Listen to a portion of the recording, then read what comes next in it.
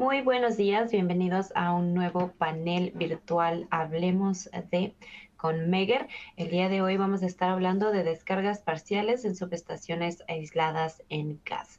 En este panel hablaremos sobre, más bien responderemos las preguntas que tuvimos durante el webinar que tuvimos el día martes de esta misma semana. Muchísimas gracias por acompañarnos, perdón. Feliz viernes. Esperamos que hayan tenido una muy buena semana, muy productiva semana y pues sin más vamos a seguir adelante. En la pantalla ustedes pueden ver el manejo de la plataforma. A la izquierda ustedes van a ver las cámaras de nuestro staff. En el medio van a poder ver la presentación. Y a la derecha, por favor, les pedimos que nos envíen sus preguntas, comentarios o dudas durante la presentación y nosotros vamos a poder ir viéndolas durante la misma. Les recuerdo que pueden ustedes ajustar sus ventanas mediante su preferencia. Conforme a su preferencia, pueden también moverlas de lugar si es que no se acomodan de esta manera. Les recuerdo que esta sesión será grabada y también les invito a que visiten nuestra página web csa.meger.com/webinars para nuestros próximos webinars. Si es que les comento que tenemos una nueva opción aquí, si es que ustedes necesitan o requieren hablar específicamente con Ariel sobre algún producto o desean una demostración, ustedes pueden darle clic a este icono y van a poder enviarle un correo directamente para agendar una cita para hablar con él. Muy buenos días, me presento. El día de hoy les acompañaré yo. Soy su moderadora. Mi nombre es Daniela de Vacas y soy la especialista de marketing para Latinoamérica. En pantalla ustedes pueden ver mi correo electrónico para cualquier solicitud que ustedes tengan, cualquier pregunta, comentario. Por favor, todos son bienvenidos. Hoy también nos acompaña nuestro panelista, Ariel Toribio. Él es gerente regional de GPS. Hola, Ariel, ¿cómo estás? Muy bien, muy buenos días. Acá contento de que hoy es viernes y que todo el mundo lo sabe. Bien, acá contentos. Nuevamente, como dices, nuevamente nos reunimos por segunda vez en esta semana, en esta habitual plataforma, ¿no? Y nos acompaña como manda lo que es la persona quien disertó y preparó todo el material del webinar del día martes. Le doy la bienvenida al doctor Rodolfo García Colón, que nos acompaña desde ahorita. Estás en México, ¿no? Entonces, ahorita como estamos viajando, un saludo especial, Rodolfo. Muy buenos días. ¿Cómo te va por allá en Cuernavaca? Muy bien, muchísimas gracias. Saludos por allá a los amigos que están en Estados Unidos y a toda Latinoamérica. Aquí en Cuernavaca está un clima como siempre, Qué de bueno, qué bueno. la eterna primavera, un sol bastante intenso, aunque apenas son las 9 de la mañana, pero todo muy bien, Ariel. Gracias. Sí, no, el día de hoy, señores, para la audiencia es un tipo de ejercicio informal, no es un webinar. Vamos a tener un panel, como decía Daniela, muy interactivo. Por favor, para hacerlo más colorido, si tienen preguntas, ya sea que hayan participado o no del webinar, por favor, hacerla llegar para tratar dentro del espacio del día de hoy irlas contestando.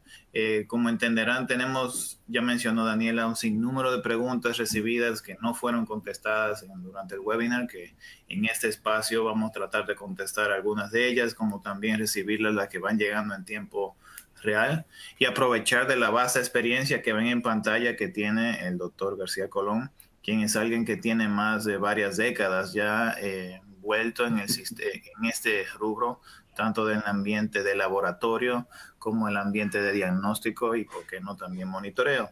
Hoy en día, como mencionaba Daniela, el enfoque especial es en subestaciones encapsuladas en gas, el cual es un activo a veces, diría, cuasi ignorado por el hecho de que muy pocas veces hay que intervenirlo, pero no deja de ser un activo eléctrico con mucha importancia y criticidad en la operación de toda red, en la cual hay tecnología disponible para asegurarnos que nosotros como encargados de estos activos podamos tener las decisiones y medidas para mantener un nivel óptimo la confiabilidad del mismo.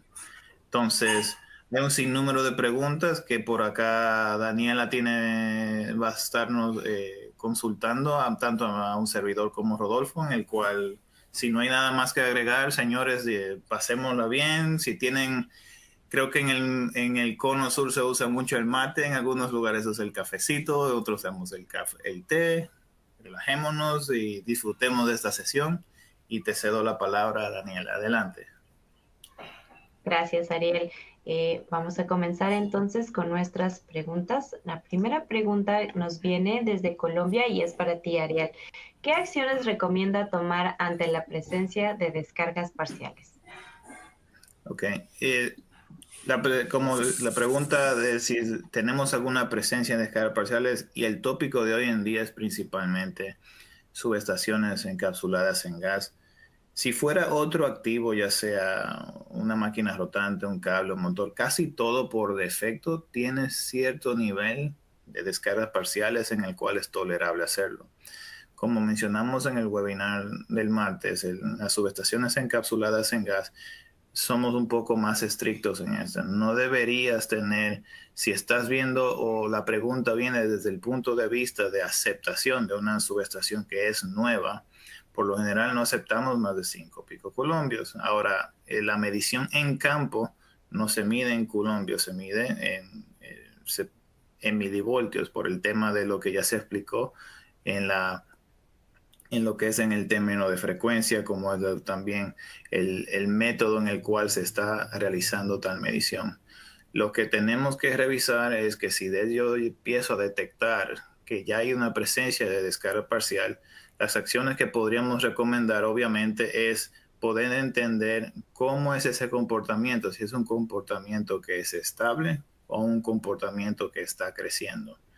Para poder determinar el comportamiento en su evolución en función del tiempo, una de las recomendaciones que se deberían hacer es poner ojo de saber en qué lugar específico se registró esta presencia de descargas parciales y poder tal vez hacer una acción más frecuente en el cual esta se esté manifestando. En vez de si cuando se detectó por primera vez es algo que se hacía cada año o cada un intervalo más largo, reducir bastante el intervalo de esto. Y como la prueba se puede hacer en línea, esta se puede desarrollar sin ningún problema, simplemente es coordinar y revisar cómo se manifiesta, ya sea a un par de semanas o, ¿verdad? O a la frecuencia que se te permita, porque realmente no se requiere ninguna intervención nueva. ¿Okay? Gracias, Ariel. Seguimos adelante con nuestra siguiente pregunta. Esta es para Rodolfo y viene igualmente desde Colombia. Con la operación de apertura de 10 eventos de cortocircuito, considerando los valores de despeje de cortocircuito, ¿se debe realizar pruebas de descargas parciales y de calidad de gas?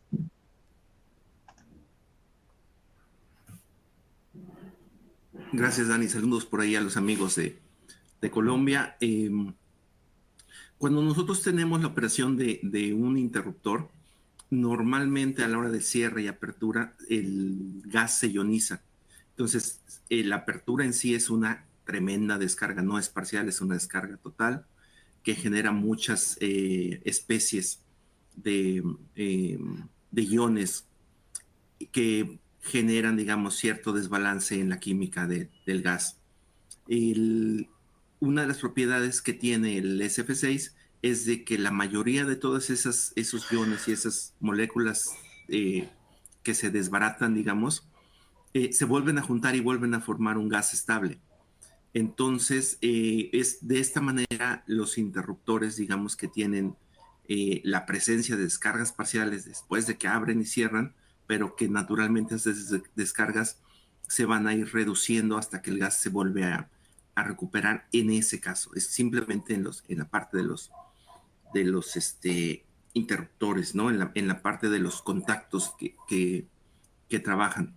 Pero una pequeña parte no se llega a recombinar, se puede reaccionar con todos los otros materiales que se tienen ahí en el armado de los interruptores, de los contactos, ya sea los móviles, los fijos, los auxiliares, y se van combinando con estos subproductos de los interruptores, del arco de la apertura, y entonces sí puede empezar a generar cierta actividad de descargas parciales. Lo ideal es ver que esto sea, digamos, decreciente, que en algún momento ocurre mucho y se va atenuando, y que no sea algo que sea continuo o que vaya incrementándose. Entonces, esa sería la respuesta. La cuestión de que sean 10 o más, en realidad depende mucho de la intensidad del cortocircuito. A veces interrupciones de muy pequeño valor de corriente también causan problemas de extinción de arco prematuros, que también pueden causar envejecimiento acelerado del aislamiento sobre el que están los interruptores. Y lo mejor es hacer una revisión periódica cuando se sabe que son demasiado las cierres aperturas. Sí es recomendable hacer la medición de descargas parciales. ¿De acuerdo? Gracias. Gracias, Rodolfo. Seguimos. Nuestra siguiente pregunta viene desde México para Ariel. ¿Cuál es el valor máximo para poder decir que no hay descargas parciales? ¿O a partir de cuántos picocoulombs se considera que existe una descarga parcial? Muy buenas, gracias, Daniela. Primeramente, sí, nuevamente, si la medición es tipo convencional en fábrica, si se busca la medición de descarga parcial en picocoulombs, si es en campo, vamos a medir en milivoltios. Algo que se platicó con mucho detalle y que es muy importante, y les recuerdo mi saludo especial a los amigos de México y a los demás que nos acompañan ahora, es que hubo un paso que comentaba Rodolfo en el webinar, que era la prueba de sensibilidad, que es algo que también se tiene ya bien documentado en el brochure del SIGRE. Les invito a los que están interesados en este tema de la pregunta, lo que es el brochure del SIGRE 654, en el cual aquí es que se determina cómo es el punto de referencia en el cual yo voy a empezar a trazar lo que es la presencia de descargas parciales en esta GIS o en esta subestación. ¿Qué quiere decir con eso? Que en fábrica se hace un sinnúmero de ensayos, como ustedes escucharon en el webinar, pero para aquellos que tal vez no estuvieron acá o les recuerdo acá, hay un tipo de fenómeno que, digamos, se inserta a veces en el paso. Hay dos pasos. El paso 1 es el paso en fábrica, paso 2 es en campo, ¿verdad? Entonces, en fábrica se hace un ensayo en el cual se inserta digamos, un desperfecto conocido, y se trata de evaluar la medición en la medición en fábrica de esta descarga parcial, de cuánta actividad esto refiere en picocoulombios, y luego se trata todavía en fábrica de emular inyectando tensión en ese mismo ambiente, saber cuál es el equivalente en voltios de lo que es ese problema conocido ya referido en picocoulombios. Ese digamos que es el paso 1. Entonces, ese es un paso extremadamente importante y bueno tenerlo en referencia, porque ese sería como la línea base en el cual nosotros vamos a referir para el paso 2, o cuando ya estamos en campo, en fábrica, y vamos a darle el seguimiento para lo que es la pregunta para determinar existe o no descarga parcial, porque siempre cuando yo estoy midiendo, ya sea también en campo, por lo menos lo que es un piso, que es un piso, digamos, de ruido, en el cual eso no necesariamente es descarga parcial, pero tomando en referencia esos valores, ese valor conocido, ese es el punto a partir del cual, conociendo lo que es la descarga parcial, la voy a tener. También conozcamos que una descarga parcial no es algo que es, digamos, constante en todo el espectro del tiempo y de la frecuencia, sino son pulsos que van, desaparecen, tienen valores que varían en tanto magnitud y ángulo. Entonces es algo que no es un valor como tal cual la pregunta yo uso para determinar si hay descargas parciales, sino una combinación de diferentes factores. Bien. Y esa sería la respuesta, Daniela. Gracias. Gracias, Ariel. Rodolfo, continúo contigo. Esta nos viene desde Colombia. ¿Se harían estas mediciones para GIS por debajo de 69 kb?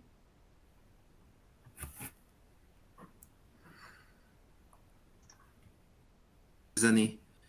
Hola, ¿qué tal? Seguramente los amigos que tienen subestaciones en niveles de distribución les interesa mucho esta pregunta. Sí, efectivamente se pueden realizar.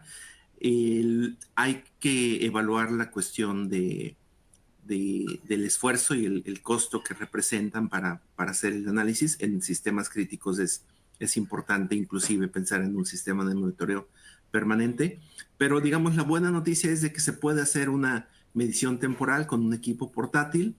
Normalmente las subestaciones con niveles abajo de 69, digamos que son muy abundantes. Hay muchas instalaciones, mucho más que niveles de transmisión. Y una diferencia, digamos, desde 52 kb nos piden estos 5 picocoulombs. Por abajo de eso no hay un requerimiento como tal. Entonces, la respuesta es, ¿hay descargas parciales abajo de 69 kb? Sí, sí puede haber. Se requiere la prueba por norma, no a menos de que sea arriba de 52 kb. Y la tercera es, ¿se recomienda hacer? Sí, sí se recomienda hacer como una manera de llevar un seguimiento al activo para poder dar mantenimiento preventivo, predictivo, en donde fácilmente con una medición de unos cuantos minutos puede uno diferenciar de cientos, digamos, de puntos de medición cuál es el que requiere atención primordial. Esa es, digamos, la bondad que tienen las descargas parciales, que midiendo en muchos puntos sin moverse gran cantidad de espacio, se puede rápidamente decir, aquí hace falta y hay que darle mantenimiento. Entonces, sí se puede. Gracias. Saludos a Colombia. Gracias, Rodolfo. Esta siguiente pregunta es para Ariel. Aquí me equivoqué yo, disculpas. No hay problema. ¿Se podría decir que el aislamiento en pasillos sería el ideal? Pues realmente, bueno, técnicamente o académicamente diríamos que sí, pero acordémonos que estamos en un ambiente de una subestación encapsulada que, tal cual su nombre, HIS, su diseño en cuestiones de lo que es el diferenciales de potencial, y le estamos hablando de que las paredes que no son conductoras, obviamente todas están referenciadas a tierra, fueron diseñadas, concebidas con este gas. Por ejemplo, antes de, digamos, entretener la opción de la pregunta, que es el vacío, algo que mencionaba también Rodolfo en el webinar era que el SF6 es el medio común más abundante en todas estas subestaciones, pero bien, acordémonos que hay un impacto ambiental muy fuerte que este gas también representa. Entonces se está evaluando cambiar a otras alternativas de gas. Entonces, digamos, tal vez aunque pudiera ser ideal el vacío, acordémonos que el vacío también para representar eso representa otros parámetros mecánicos que son desafiantes. Entonces no es que si yo tengo una subestación existente simplemente aplicando vacío ya logramos, no es tampoco así. Cuando se están evaluando estos otros gases alternos que se están tratando de implementar, hay que tomar en cuenta las propiedades tanto dieléctricas como físicas en cuestiones de presión para esto mismo. Y esto no quiere decir de que a veces en un caso específico no lleve a que el dimensionamiento de esta GIS se permanezca igual. Entonces, hablando de esta pregunta, teniendo el vacío, no siempre se mantiene lo que es la regla de que las dimensiones mecánicas de la GIS sean igual para mantener la condición ideal, tal cual la pregunta del aislamiento de acá. Entonces, realmente no podríamos decir que es igual, porque aquí siempre el diseño se concibe teniendo un gas de por medio y no el vacío. ¿Ok? Gracias, Daniela. Gracias, Ariel. No te nos vayas, que seguimos contigo. Okay. En una SE, subestación, supongo, GIS, que fue comisionada pero que no está en servicio por más de un año, ¿es posible que se presente el fenómeno de descargas parciales? Si esta, digamos, no se ha medido y ahora la vamos a medir, puede que no tenga un valor de referencia. Si esta realmente no ha estado en operación, este activo, como muchos conocerán, es un activo que, digamos, las únicas partes móviles que tiene son las interruptores que tiene y tal vez digamos, esas operaciones. Si este activo no ha sido operado, una de las cosas que tienden a llevar a a crear una posible presencia de descarga parcial. Tal vez es el tipo de operación, qué tan estresante haya sido. Si esta no ha sido operada un año, yo diría no debería por qué tener descargas parciales, pero acordémonos que las descargas parciales a veces es una evidencia indirecta de alguna conexión, condición mecánica que haya existido. Digamos, cuando digo condición mecánica, tanto puede ser por operaciones que se tengan, pero no sé, la pregunta viene en este caso de Colombia, pero por ejemplo en algunos lugares del planeta que sabemos que son más activos sísmicamente, puede que haya habido alguna especie de sismo, que con la vibración haya habido alguna, dependiendo de la intensidad en algún sismo, alguna actividad que se tenga, puede que se haya creado una cierta descarga parcial. Entonces, técnicamente no debería, si no ha habido ninguna incidencia o estrés mecánico, el aparecer la descarga parcial, pero eso no nos exonera de nada porque es algo que tenemos que revisar. Entonces, sí pudiera venir si tuvieras alguna condición mecánica, pero tal cual la pregunta, si nada de esto ha cambiado realmente y no hemos perdido presión, el gas sigue ahí, no tendríamos por qué cambiar ese comportamiento, ¿no? Gracias, Daniela. Perfecto. Gracias, Dariel. Rodolfo, sigo contigo y esta siguiente pregunta nos viene desde Argentina. ¿Es peligroso tener una sobrepresión de interruptores con SF6? Sí, obviamente todos los recipientes a presión, si reciben una sobrepresión, pueden romperse. Normalmente se diseñan las subestaciones con un margen suficiente para que la sobrepresión no alcance a dañar la envolvente. Pero más que hablar de descargas parciales, uno de los problemas que tenemos con el SF6 cuando se aumenta mucho su presión es de que corre el riesgo que si baja la temperatura, el gas se licúa. O sea, se vuelve agüita. En lugar de ser gas, se vuelve agua y entonces pierde sus propiedades aislantes. Bueno, no pierde las propiedades, sino nada más va a estar aislando a donde llegue esta agüita, no en todo el interruptor. Y entonces no operaría correctamente, podría tener una falla eléctrica, a la hora de interrumpir el arco no iba a funcionar como debe ser. El SF6 líquido no tiene las propiedades eléctricas que el SF6 gaseoso. Entonces sí es un riesgo muy importante, por eso normalmente se limita la presión abajo de 6 atmósferas y siempre tratar de manejarlo muy lejos de 8 o 9 atmósferas, que es donde ya empieza a licuarse a temperatura ambiente. Gracias, Dani. Rodolfo, sigo contigo. La siguiente pregunta nos viene desde Colombia y dice, ¿cómo se realiza la equivalencia de PC a B? Ok, creo que eso, a ver, ha habido varias preguntas al respecto y Ariel lo acaba de platicar. Yo les puedo compartir, no sé si pueda compartir aquí la pantalla, de precisamente la recomendación de SIGRE. No sé si estén viendo mi pantalla ahí.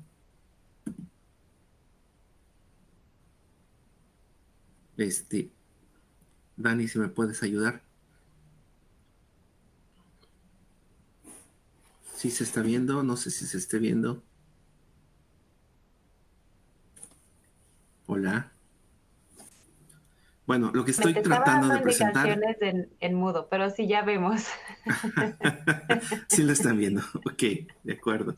Lo que estoy presentando es una pequeña parte de una gráfica nada más de la recomendación de SIGRE para hacer la verificación de sensibilidad, precisamente que hace la conversión, digamos, de 5 picocoulombs a volts. Y en esta publicación, en este brochure que le llaman la gente que lo preparó en SIGRE, se muestra, por ejemplo, cómo se verían. Este es un ejemplo nada más de una cuestión ahí práctica de la diferencia entre el ruido que hay en diferentes frecuencias, que es la línea azul, y cómo se ven 5 picocoulombs a diferentes frecuencias. Ahí podemos ver cómo la magnitud cambia, cómo sube y baja en algunos casos. Y esta magnitud está un poquito más referenciada a, no sé si cambió la pantalla hacia el brochure.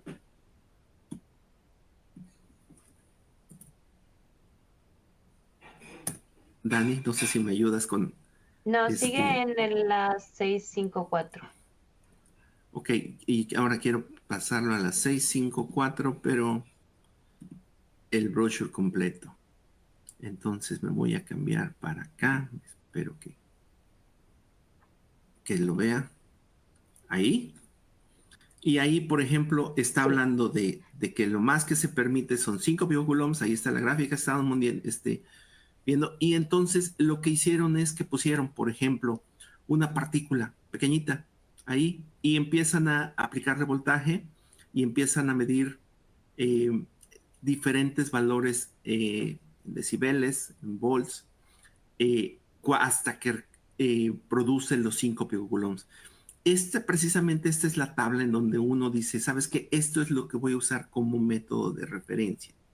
O sea, yo aplico este valor y calculo que con esta partícula me va a dar tal señal, ¿no?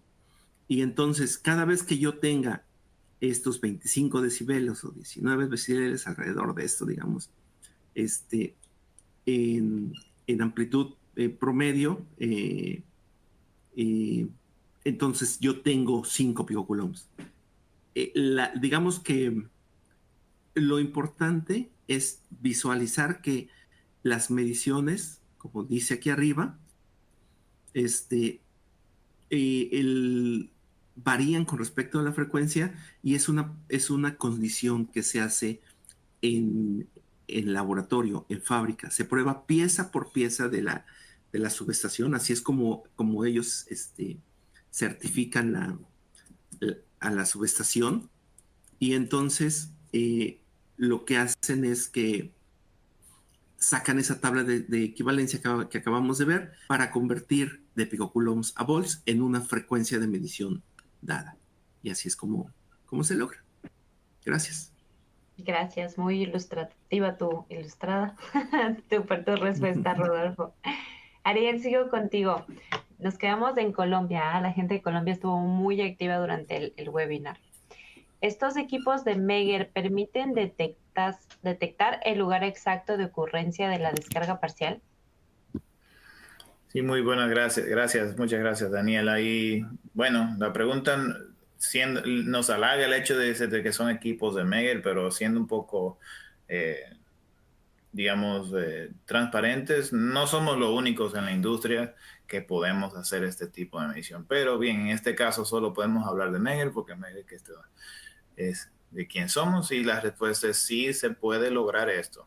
Lo que tenemos es de tener, para el compañero de la pregunta, es tener una especie de procedimiento en el cual nosotros vamos a lograr esta localización en específico en el cual estamos hablando.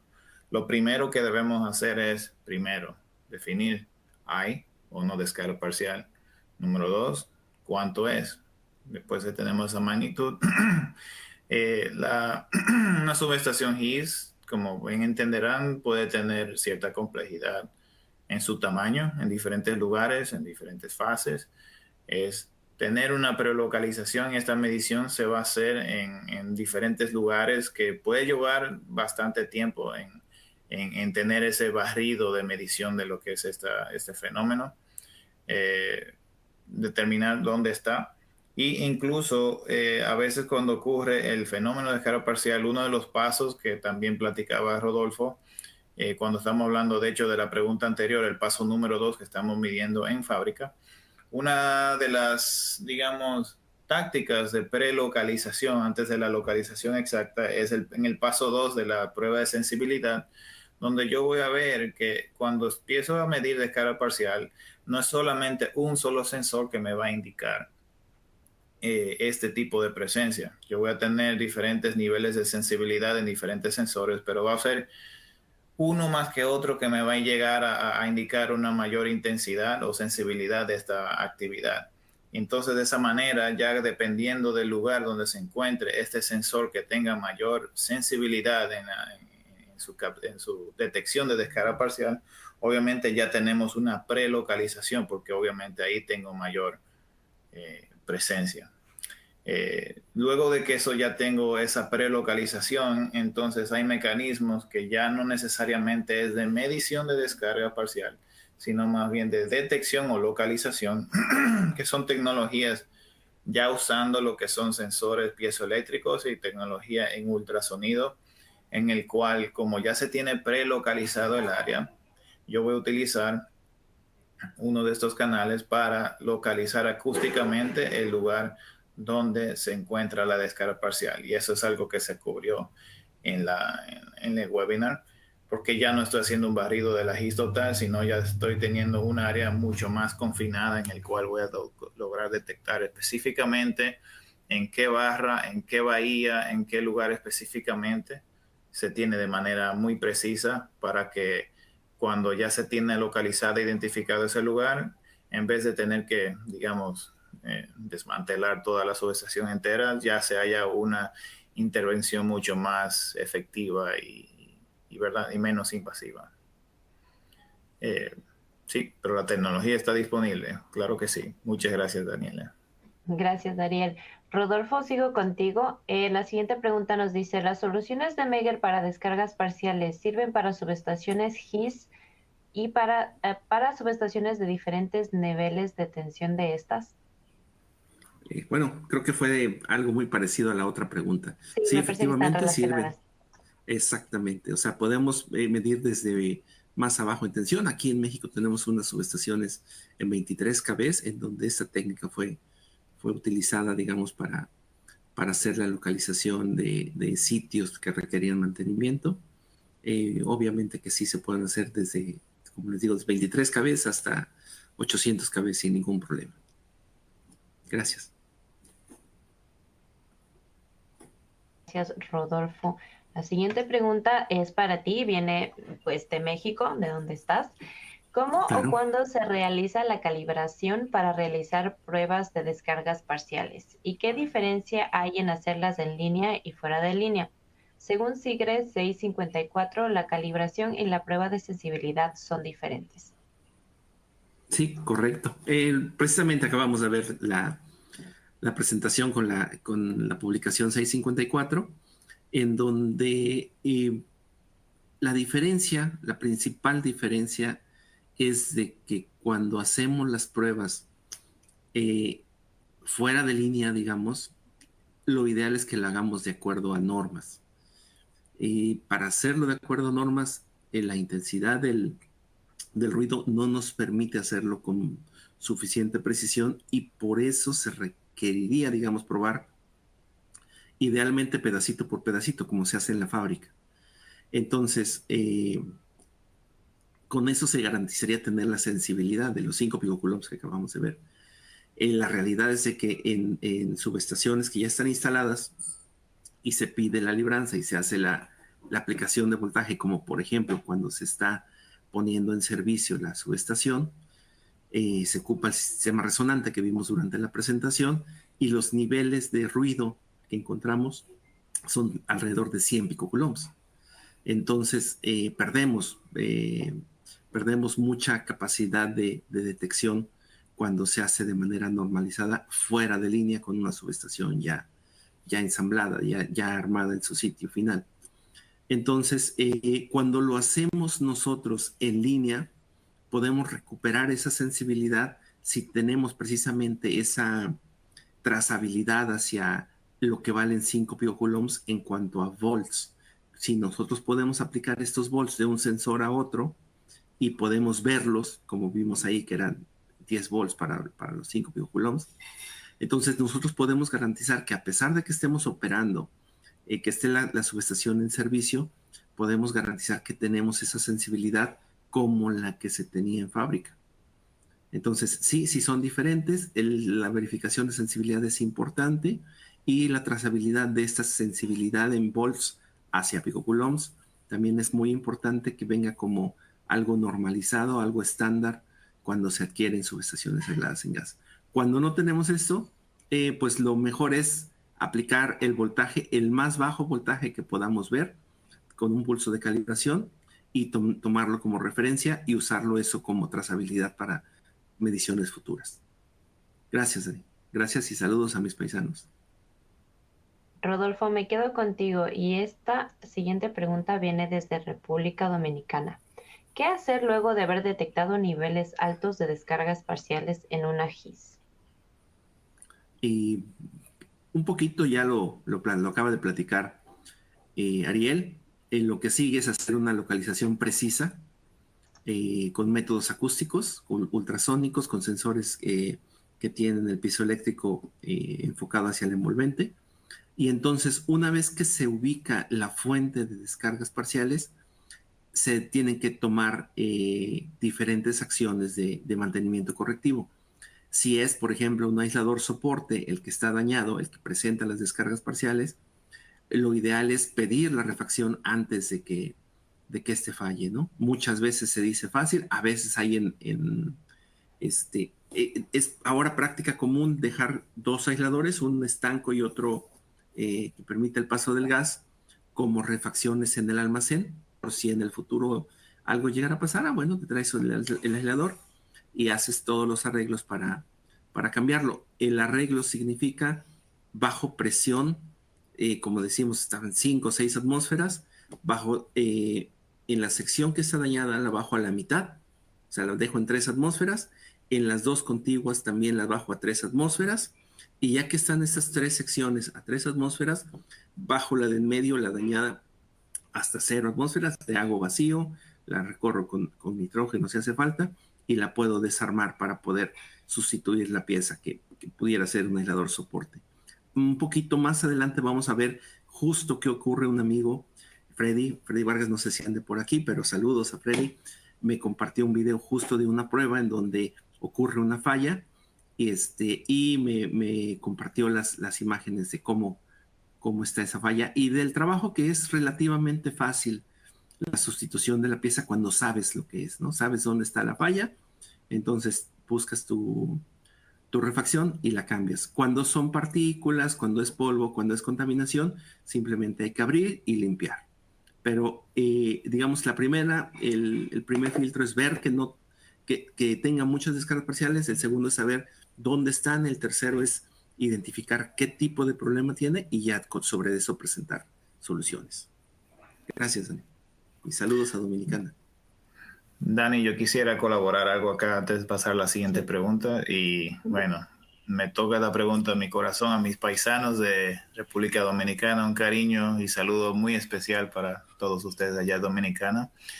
Lo que yo quería resaltar también, colaborando con el comentario de Rodolfo, es que cuando decides detectar descargas parciales, poder estar tomándola con una medición puntual o, digamos, un sistema de monitoreo también. Y lo que quería resaltar con la tecnología de monitoreo es el fenómeno que todo este tema del día de hoy, de que en descargas parciales en subestaciones en gas no se puede predecir qué tan rápido evoluciona la descarga parcial, y algo que puede y ocurre a veces en subestaciones en gas es que la evolución es bastante rápida.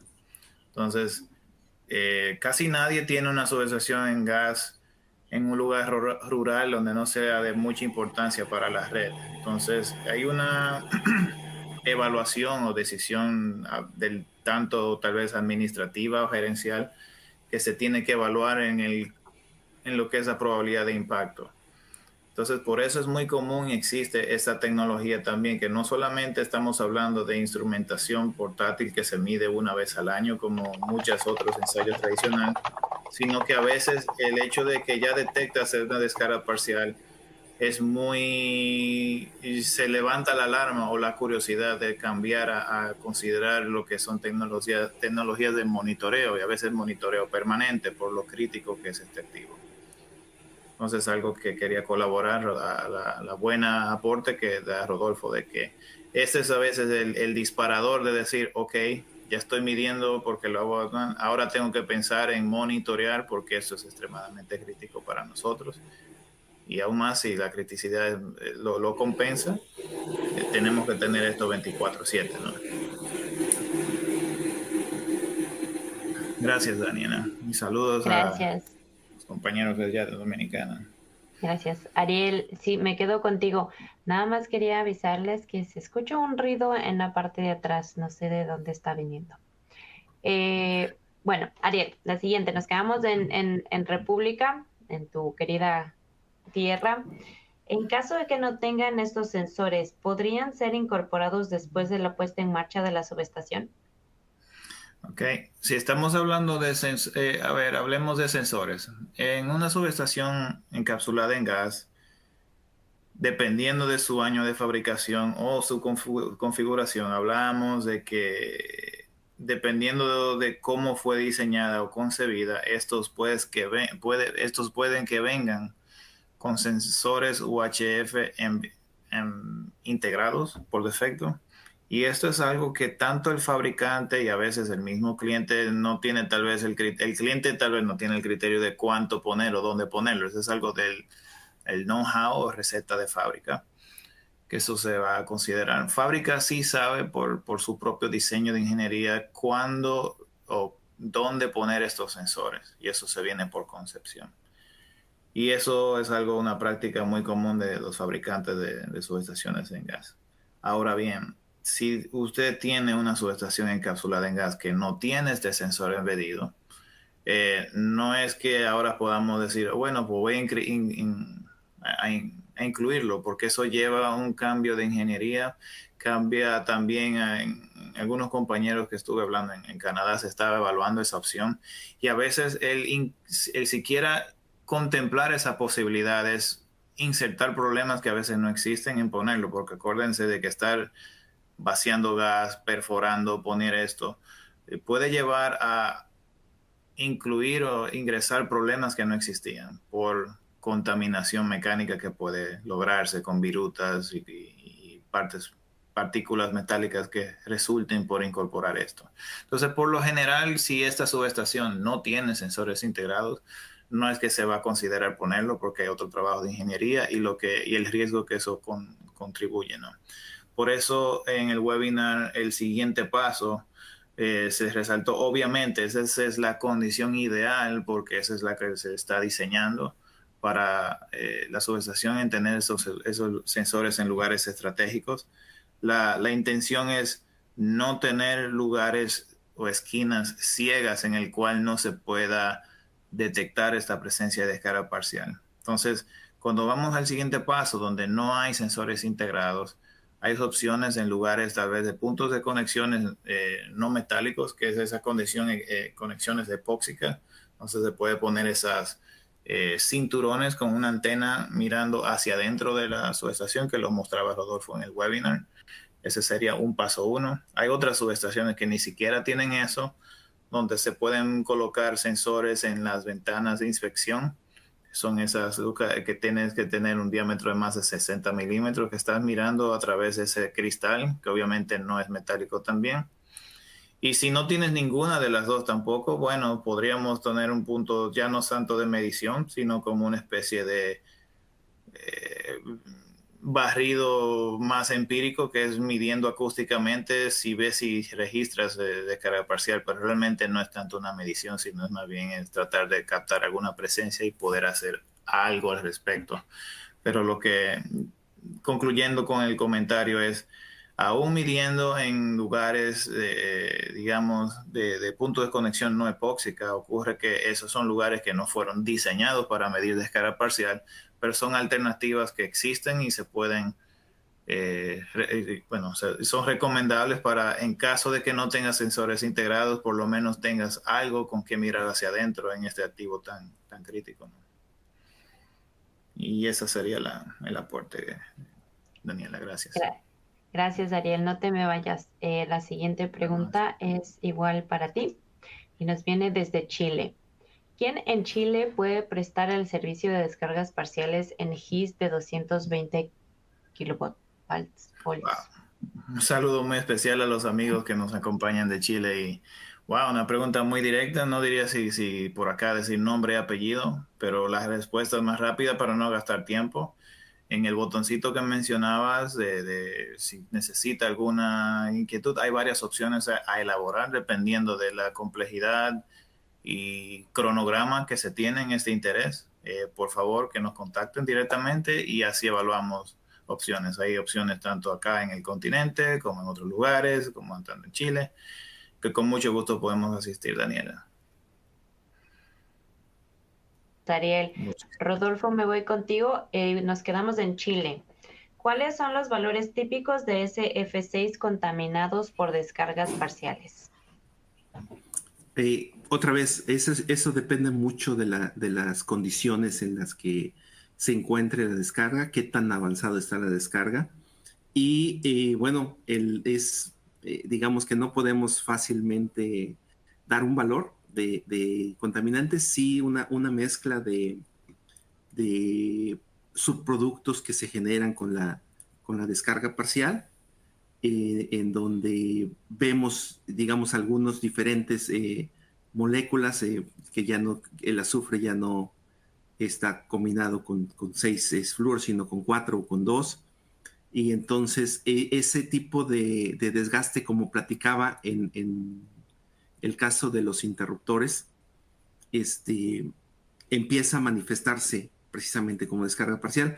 Uno de los detalles importantes es de que el sitio de descarga parcial no forzosamente va a estar asociado al sensor y puede pasar un largo tiempo antes de que el sensor se entere que hay descargas parciales en esa sección estanco, ¿no? Entonces, depende de la intensidad de las descargas, depende, por ejemplo, si tenemos algún contaminante que incluya humedad, depende el tipo de daño que se está haciendo, si es metal o si es metal aislante. Y no podemos responder fácilmente a esa pregunta, ¿no? Es simple y sencillamente tratamos de irnos al mínimo de sensibilidad y cuando se duplica el valor de ese mínimo tenemos que tomar acciones. Esa es como que la receta de cocina recomendada. Gracias. Gracias, Rodolfo. Sigo contigo. Nuestra siguiente pregunta viene del país vecino, Argentina.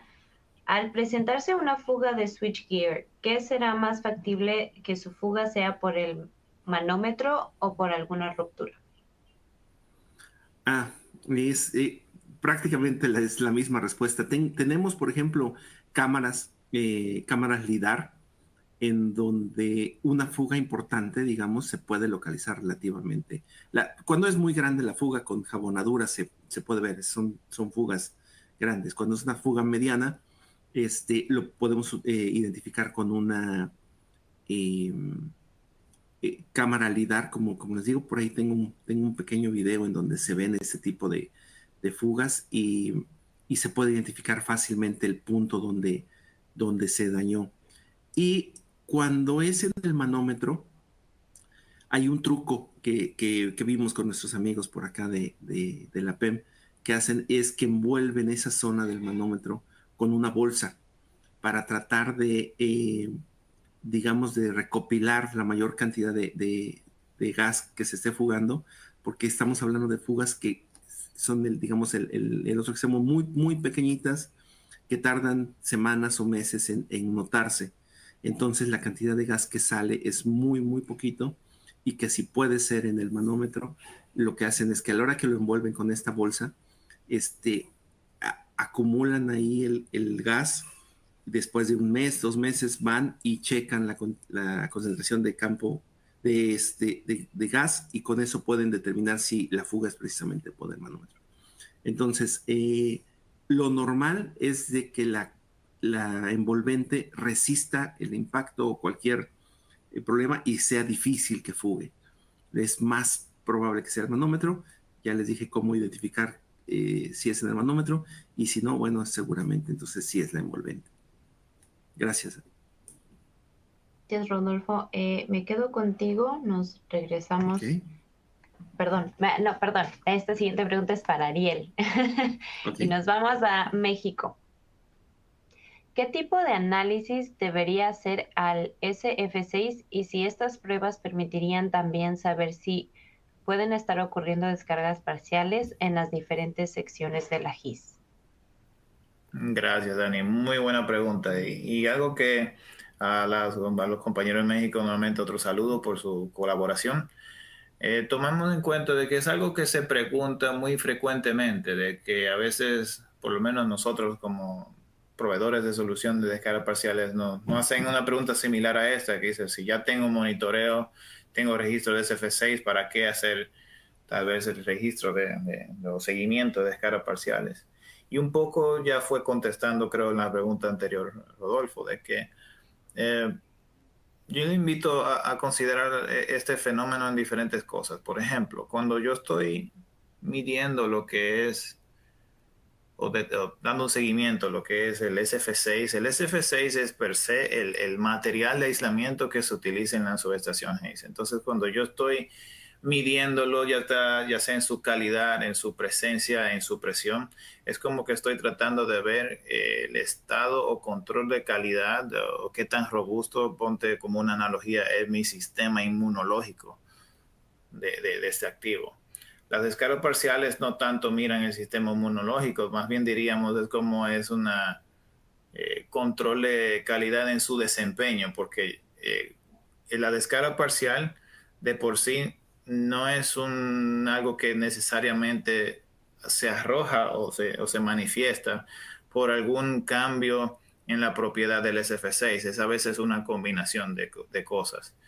¿Qué quiero decir? Me explico. Yo puedo tener casos donde tengo excelentes controles de presión, incluso de la pureza del SF6, en el cual eso no quiere decir que me va a exonerar una descarga parcial, porque hay condiciones que hablamos de contaminación, condiciones internas de otros agentes que no es el SF6 per se, que pueden crear una descarga parcial.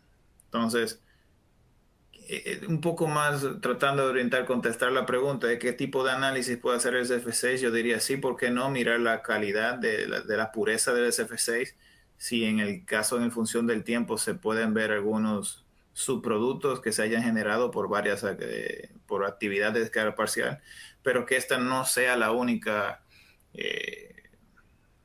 mecanismo o estrategia para dar el seguimiento de la confiabilidad de este activo, porque es un complemento de cosas, ¿no? Hay cosas que pueden ocurrir que con un análisis SF6 no te va a garantizar tener la cobertura y medición completa de la subestación.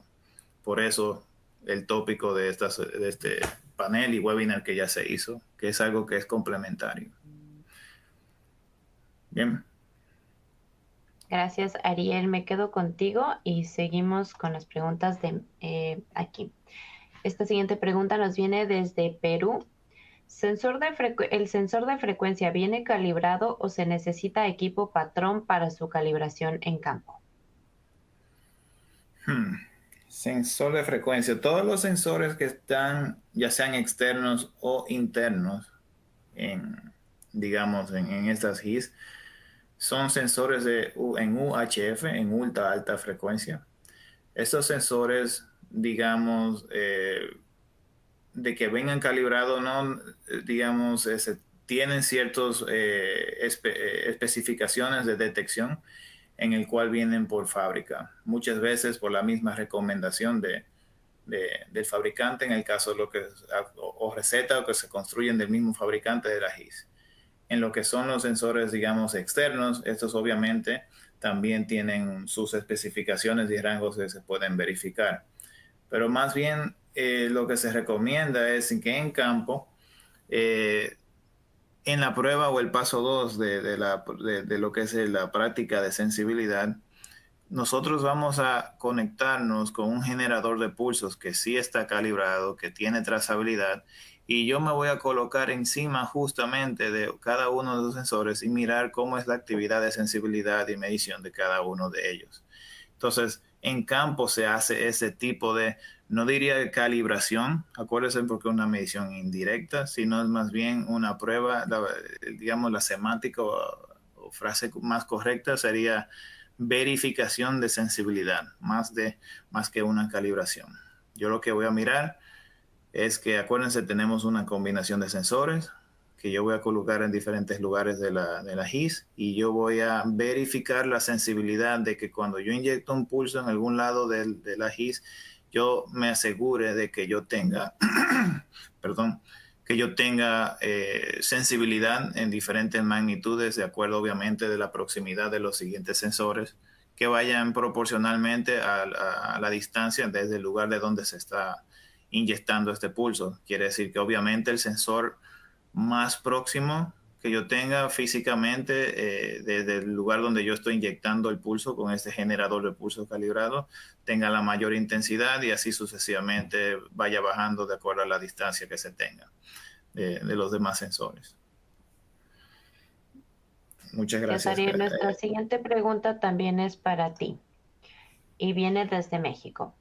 ¿Estos equipos tienen su calibrador de descargas parciales? ¿Qué modelos utiliza?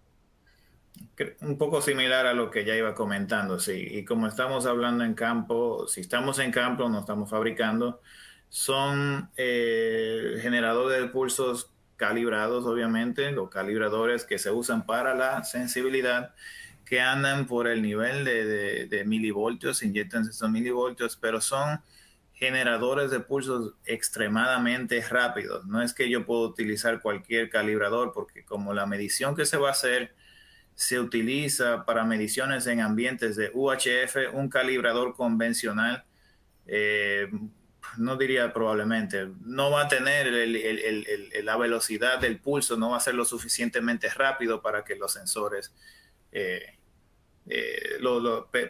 digamos, detecten este pulso que se está inyectando. Acordémonos que es nuevamente UHF, y por eso hay toda una gama, variedad de diferentes tipos de sensores que hay que buscar.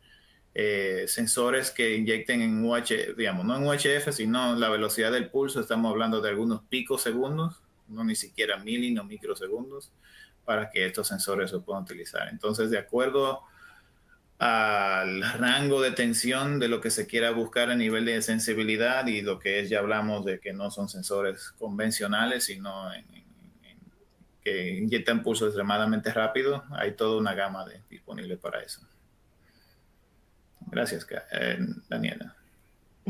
Gracias, Ariel. Sí, Karen, vamos contigo. Sí, la costumbre. Ya es viernes, ya. ¿Qué pasa que es viernes ya? Ya. Saludos a Karen. Sí, estoy de vacaciones, Karen. No me la mencionen que luego aparece. Se aparece, sí. Vamos, seguimos. Rodolfo nos tiene esta siguiente pregunta desde Guatemala. ¿Puede el ultrasonido como técnica predictiva también utilizarse como una herramienta de monitoreo de descargas parciales?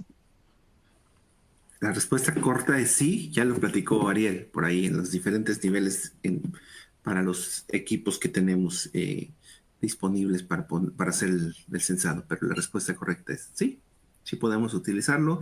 Es bastante tardado porque hay que hacer varios puntos de medición, cada, digamos, 2-3 metros de ducto, hacer la medición y luego poner grasa, poner los sensores, apretarlos, verificar que estén midiendo y luego repetir esto. Y hay algunas subestaciones que son muy grandes y esto tomaría a veces una semanita de trabajo, pero sí se puede. Gracias.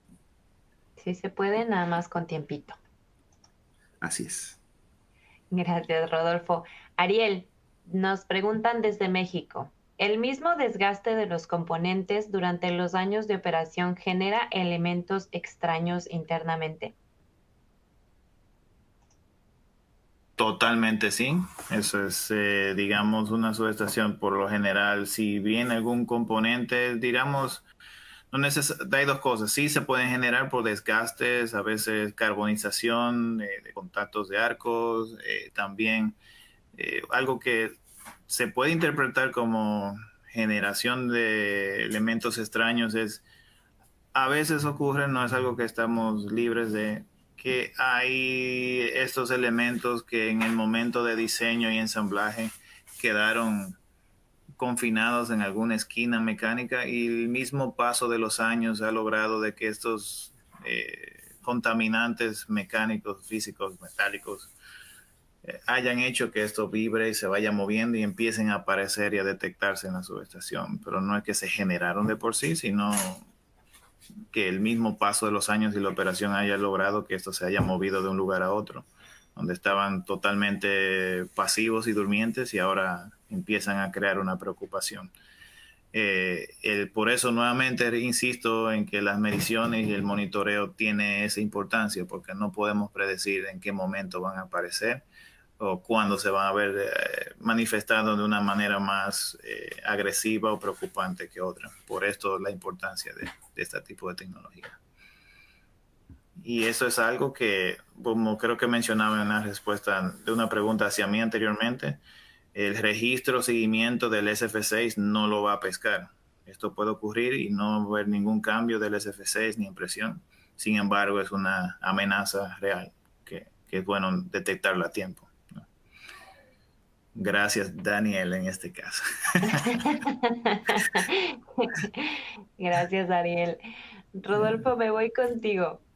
Para las subestaciones GIS con más de 20 años sin mirillas, ¿cómo se pueden realizar la detección de descargas parciales? Nuevamente estamos respondiendo, creo que es la misma pregunta, con antenas, con cinturones que se ponen alrededor de los aisladores soporte y si no, con sensores ultrasónicos en cada uno de los estancos. Gracias. Muy breve esa respuesta. Seguimos contigo, Rodolfo. Con mirillas diferentes a un diámetro de 60 centímetros, ¿se puede utilizar un sensor? Ok, son 60 milímetros, digamos, es un diámetro más o menos de ese tamaño. Diferentes sí pueden ser más grandes, normalmente puede haber hasta, digamos, 120 milímetros sin ningún problema. Entonces tenemos antenas para cada una de esas mirillas. Más pequeñas de eso, la cantidad de, digamos, de acoplamiento de señal de descargas parciales no es tan bueno, se puede hacer, pero no tenemos buena sensibilidad. Gracias. Gracias, Rodolfo. Y la siguiente pregunta sigue en México, pero es para Ariel. No todos los fabricantes te ofrecen ese ensayo en fábrica y si te lo hacen tiene un costo muy elevado. Por ello se hace en sitio y en la prueba y en la puesta en servicio.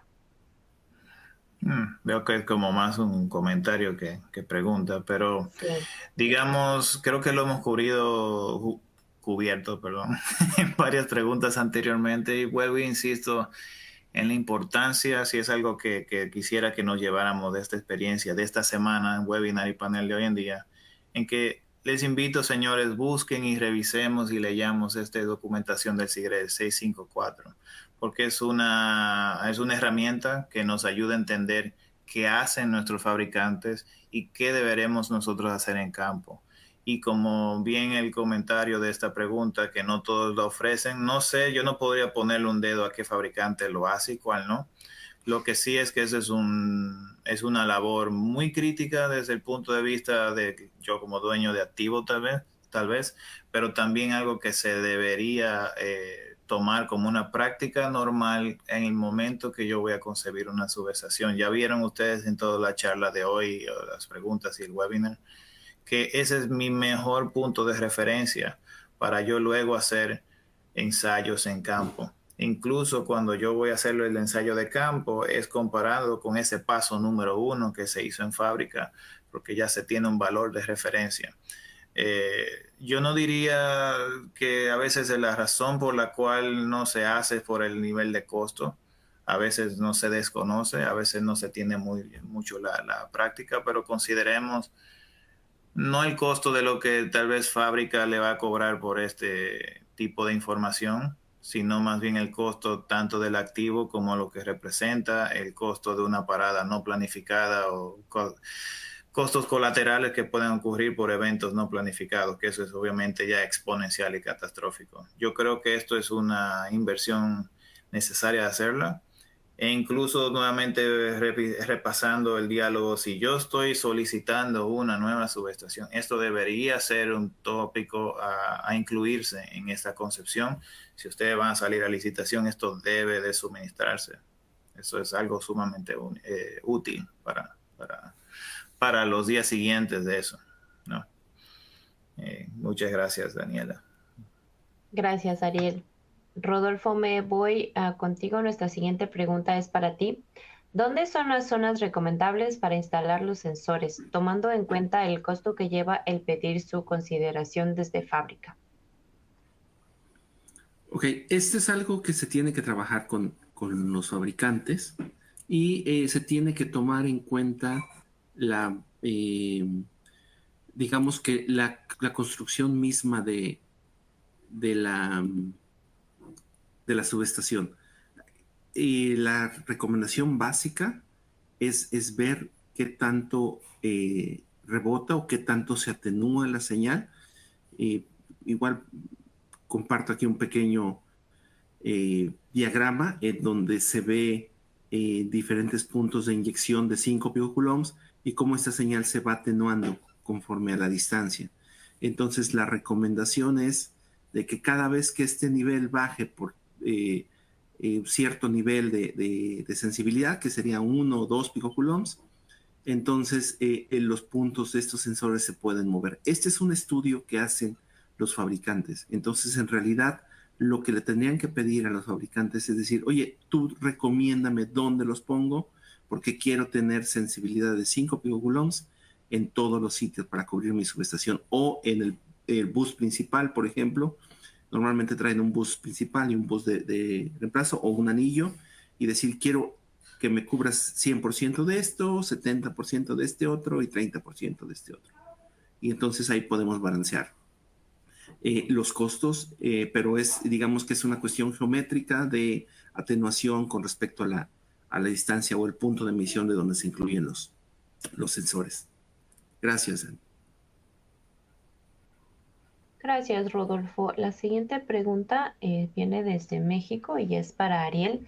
¿Qué pasa cuando no tienes manera de tener una trazabilidad y solo tienes mediciones después de que la subestación tiene años de operación? ¿Qué tomas como referencia? Una referencia sería, obviamente, es todo su generador de pulsos y yo creo que se debería realizar nuevamente este paso 2 en tener este tipo de levantamiento, de ver cómo es el nivel de sensibilidad en diferentes lugares. Yo diría que el pulso es un pulso a criterio de cada quien. Yo diría que como vamos a inyectar varios milivoltios, al no haber una referencia es algo que no es de todo preciso y confiable el hecho de yo decir que 10 milivoltios representa un problema serio o 20 o 50 o 100.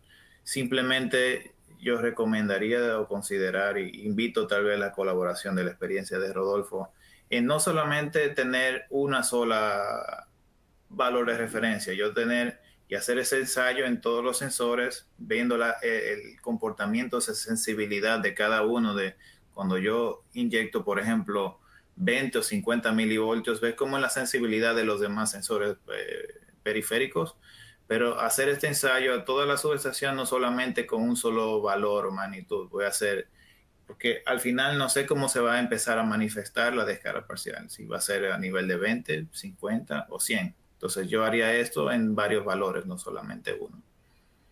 Entonces así yo puedo determinar cómo se va comportando el nivel de sensibilidad en estos valores y obviamente de ahí tomar este tipo de si yo estoy monitoreando, les recuerdo de que estos sistemas de monitoreo de acuerdo a esos valores de sensibilidad que se hizo, se lograron, luego se ajustan parámetros de advertencia y de alarma, que esto va a dispararse en caso de que esas condiciones se hayan dado también. Ya estamos hablando de monitoreo también.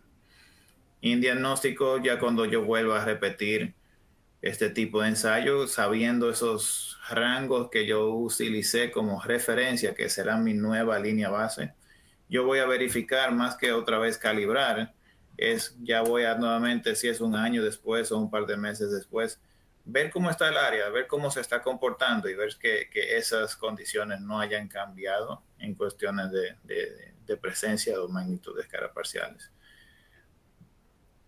No sé si invito, Rodolfo, si tenga algún comentario adicional que agregar en esto. No, muy bien, Ariel. Digamos, siendo un poquito más prácticos, diría, si tengo 3 sensores o 3 puntos donde estoy midiendo, yo Ujú. estaría yo midiendo en el punto 1 y aplicaré yo un pulso de calibración en el punto 2, en el nivel más bajo que pueda yo ver esa señal, y luego me muevo con el calibrador al punto 3, igual en el punto más bajo. Probablemente como lo que presenté de los diagramas que se va atenuando, si el punto 2 está más cerca, voy a poner, digamos, 5 volts, y en el punto 3 que esté tal vez muy lejano, diría que necesitaría yo 20 volts para poder ver esa señal. Entonces, de esa manera, veo cómo está la atenuación y podría yo, digamos, extender a decir qué tanto puedo ver hacia otros lados, ¿no? Entonces, ese es el registro, esa sería nuestra base, y a partir de eso empezamos a medir las siguientes pruebas, ¿no? Escuchando lo que dice Rodolfo, pero digamos, y te invito a que me corrijas, eso no quiere decir, señores, que, listo, ya hago esto y no pido lo que es el paso 1, valores de referencia en fábrica. Eso es una medida muy, muy elemental cuando no tengo nada, no tengo un piso de referencia, pero este ejercicio, como tal cual comentas, no me va a decir que si 10 voltios es un valor crítico o no, porque no tengo esa referencia. Es algo que comienzo. Por eso la importancia del paso 1 de tener esos valores de referencia, que es lo que se recomienda es caso 2 donde no tienes esos valores de referencia y hay que tener algo de trazabilidad de referencia para el futuro. Pero es muy importante esto que decíamos, cuando buscar esa trazabilidad de fábrica. Correcto. Gracias a ambos. Rodolfo, la siguiente pregunta es para ti y esta viene desde Costa Rica. Nos dice, hice Costa Rica 7 subestaciones GIS 230 kV en doble barra y en interruptor y medio.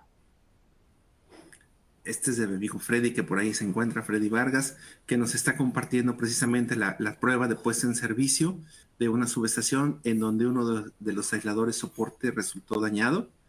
Si me haces favor de correr el video, es un video muy cortito. Si ponen atención al sonido, la tensión de prueba iban a ser cerca de 230 kb, iban apenas en 150 kb, y se empezaron a escuchar descargas totales en este caso, y dañaron un aislador soporte. Y yo quisiera compartir esto gracias a Freddy, que nos los compartió. Adelante, por favor, Dani, con el siguiente. Sí, nada más si le dan por favor refresh a su página para que puedan ver bien el video, les voy a dar más o menos 30 segundos para que su página recargue y después voy a ponerle play al video para que todos puedan verlo nítido.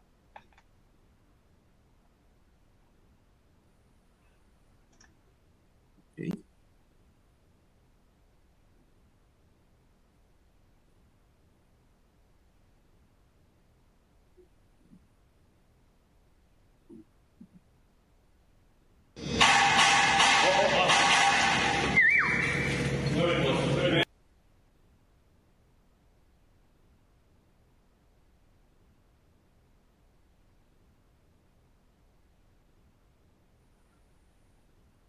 Ok, no sé si escucharon los arcos, son como 5 arcos que ocurren con la falla de descargas parciales que tenemos ahí en esa subestación.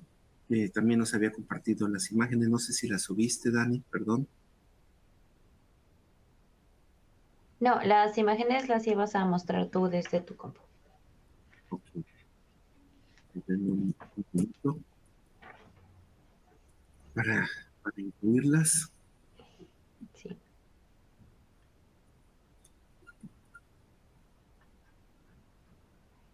Y les comentamos también que nos siguen llegando preguntas, así que la gente también está muy interesada, está muy activa en la sección de preguntas aquí también. Híjole, a ver, me preocupa que ya vamos un poquito retrasados en tiempo. Esperemos que Y no. eso iba a hacer Rodolfo, decirte una encuesta a la misma audiencia, es que ya estamos en la hora y 15, no sé cómo está la audiencia, cómo se siente, seguimos unas 2 horas más o vamos a ir cerrando porque hay muchas preguntas. Sí, ese es el problema de que es un tema bastante rico. Aquí está espero que estén viendo mi pantalla con el equipo que está dañado. Básicamente es el aislador Lo estanco que, que lo que, conecta al TP. lo que vemos, disculpa Rodolfo, es la IEC. Estamos viendo una norma de la IEC. Ok, no debería de ser eso. Deberíamos de estar viendo... no sé por qué estaban viendo la norma de la IEC. ¿Ahora sí cambió? Ahí sí. Sí, ahora sí. Ok. Se ve un disco ahí blanco con una mancha como si estuviera mal lavado ese plato, ¿verdad? Ujú. Ese es un aislador soporte, precisamente es el aislador que falla los 152 kBs y digamos que es un arqueo desde el conductor central, donde están esos 4 tornillitos, hacia la tierra, que es el círculo este negro, que es el empaque, el sello precisamente para que no se fugue el SF6, y estaba colocado en donde indica el trazo este verde, en ese aislador naranja es el que falló, ¿no? Entonces, eso es precisamente lo que nosotros podemos prevenir. En este caso era una subestación nueva, justo se iban a hacer las pruebas de descargas parciales cuando se bajara de la tensión. El aislador no alcanzó a soportar eso y ese es el tipo de fallas que nosotros queremos prevenir desde fábrica básicamente, ¿no? Entonces, gracias, creo que esa es la aportación que tenemos ahí. Vamos a darle un poquito de velocidad a la presentación para continuar. Por favor, Dani. Sí, ya, para seguir adelante, ya nos faltan unas poquitas preguntas para no alargarnos mucho. Seguimos en Costa Rica, Rodolfo. Sobre ese mismo tema de gases nuevos sustitutos del SF6, las dudas serán con respecto a los equipos instalados y cómo será esa transición. Ok, hay varias formas de hacer el cambio, propuestas todavía, no están completamente probadas.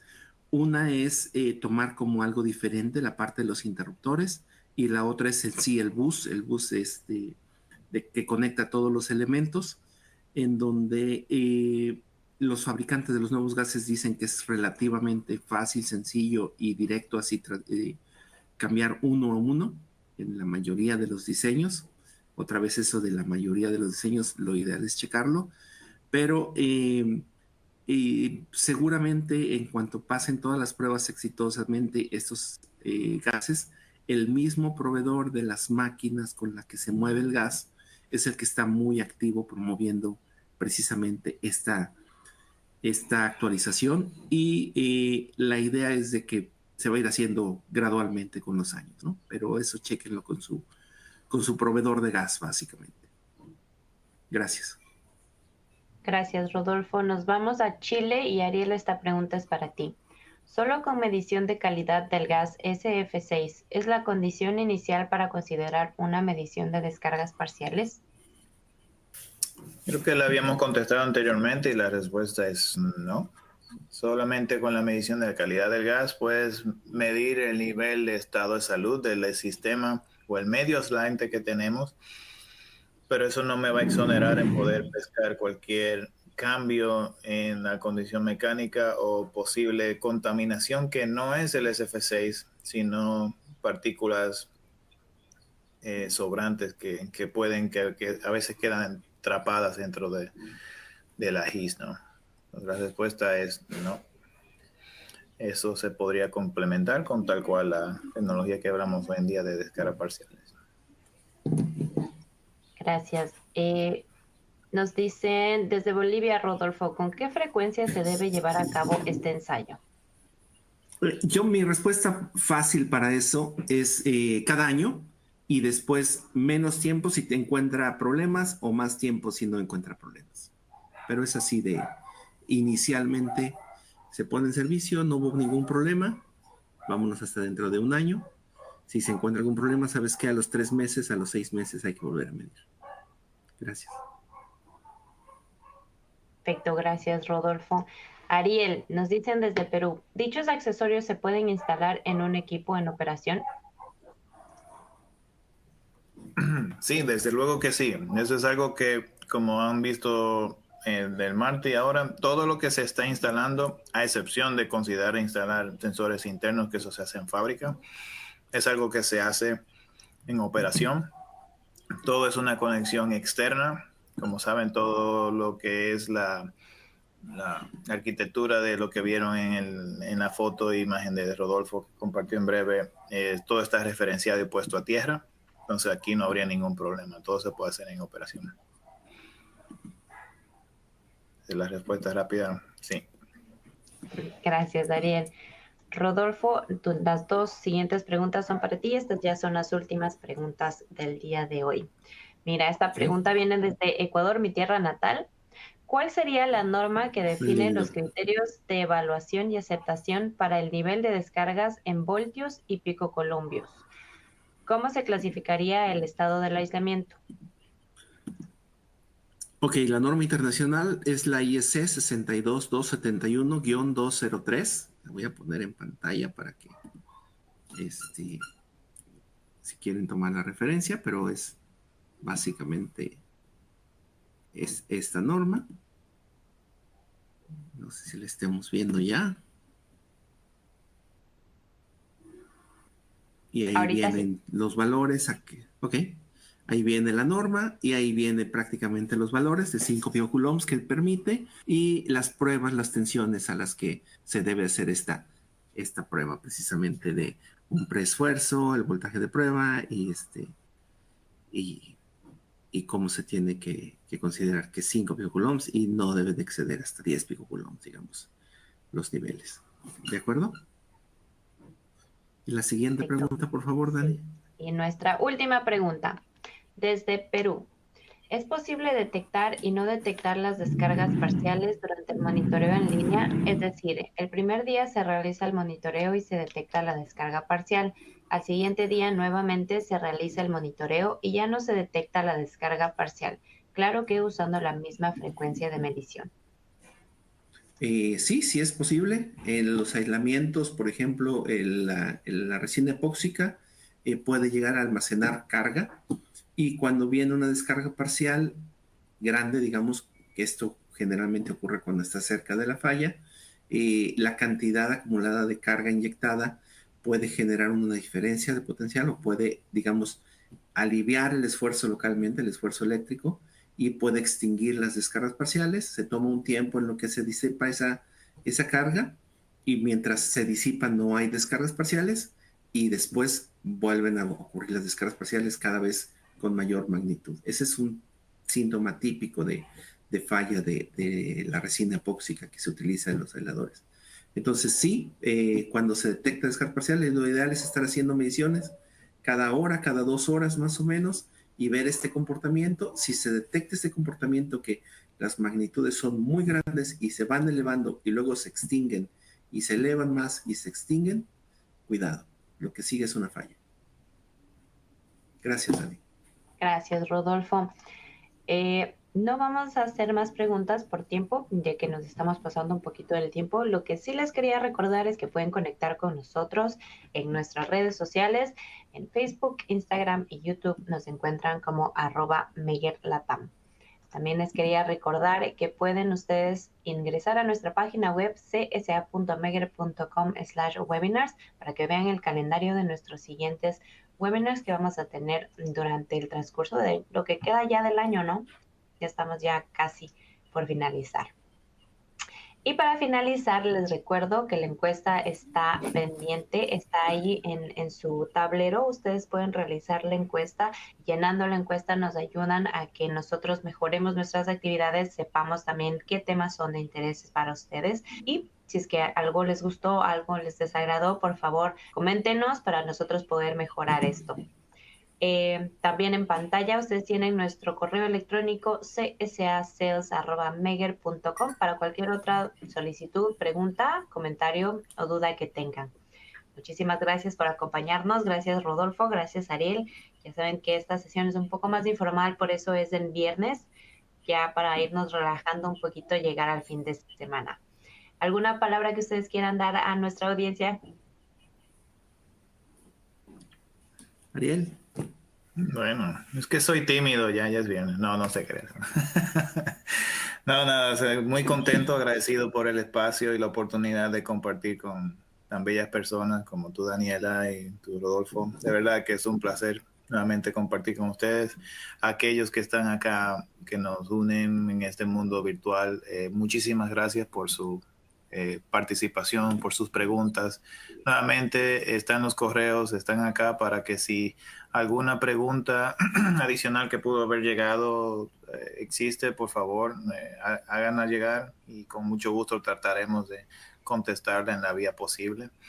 Nada, también desearles que ojalá y este esfuerzo que hoy Meger hace para ustedes le haya sido de mucho provecho, beneficio y aclaración de dudas. Nuestra motivación de hacer actividades con esto es algo que hacemos con mucho empeño, con mucho cariño, obviamente, para mejorar las prácticas de cada uno que tenemos y, por qué no, como nuestro sponsor, patrocinador, crear estos lapsos técnicos comerciales en el cual podamos colaborar ustedes en suplir tecnología como la que hoy en día se platica, ¿no? Nada, aquí dando cerrado como era viernes, contentos de que ya estamos cerrando la semana. Esperamos que lo que quede de trabajo de todos ustedes no sea muy cuesta arriba y que ya vayan cerrando la semana seguros, a tiempo y con las métricas que decían. Dejándole la palabra a Rodolfo, me despido y con muchas ganas de vernos por ahí por algún momento próximo en alguno de los bellos países de Latinoamérica. Entonces, Rodolfo, si no hay nada más, yo me despido y Gracias. que pasen un excelente fin de semana. Muchas gracias, gracias Ariel, gracias Dani, gracias a todos por tener la paciencia y el interés en escucharnos un ratito. Igual nos estaremos viendo. Saludos por ahí a los amigos de Brasil, de Ecuador, que esperemos estar en Ecuador el próximo mes probablemente. Y pues un abrazo hasta donde estén y bonito fin de semana. Disfruten mucho el fin de semana. Que estén bien. Hasta Así luego. es, Todos. Bye. hago eco de sus palabras, que disfruten su fin de semana. Muchas gracias, Ariel, Rodolfo, por el espacio y el tiempo, y a nuestra audiencia también por estar presente aquí. Ya saben, nuestros webinars son para ustedes. Así que sin más, voy a proceder a cerrar la sesión. Que tengan una buena tarde y un bonito fin de semana. Adiós. Adiós. Bye.